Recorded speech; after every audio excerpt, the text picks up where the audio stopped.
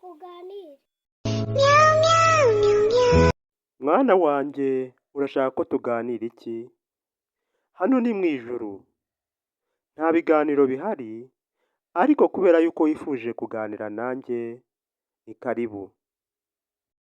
Ibituye mu isi ni wowe wabiremye. Nuko mwana wanjye wabimenye.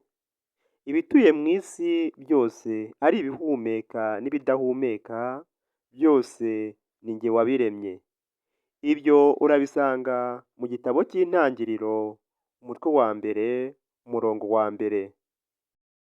None se ni wowe waremye shitani? Ibyo turabisanga muri Yesaya, umutwe wa 14, umurongo wa 12 kugeza ku murongo wa 15.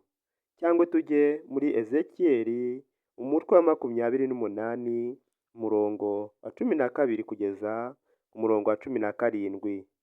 Bisobanuye ko ibiremwa byose biri ku isi ari jye wabiremye. Bityo rero na Lusiferi nawe ari mu biremwa naremye. Yari umumarayika ukomeye cyane mu ijuru, uhagarariye abandi bamarayika, akaba yaritwaga Lusiferi mu ijuru. Bityo rero yaje kwigomeka ku Mana, kimwe n'abandi bari bamukurikiye, biba ngombwa yuko tumurundumurira ku isi, ndetse n'abandi bamukurikiraga. Abo bamukurikiraga nibo twita aka kanya abadayimoni. Ni wowe wamwohereje mu biremwa byawe.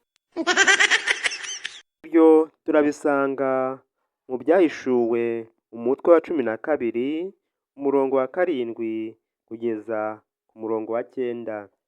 Bivuze ko Imana ntiyigeze yohereza Lusiferi ku isi, ahubwo yigometse ku Mana, maze iramwirukana imuca mu ijuru. Yaramuhanuye maze yikubita ku isi, hamwe n'abandi bamwemeraga. Nta kintu wakora umukure ku isi.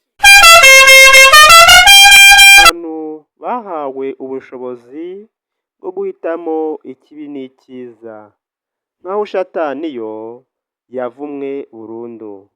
Ubwo rero uzahitamo Satani azagendana nayo, naho uzahitamo Imana nawe azakurikira Imana.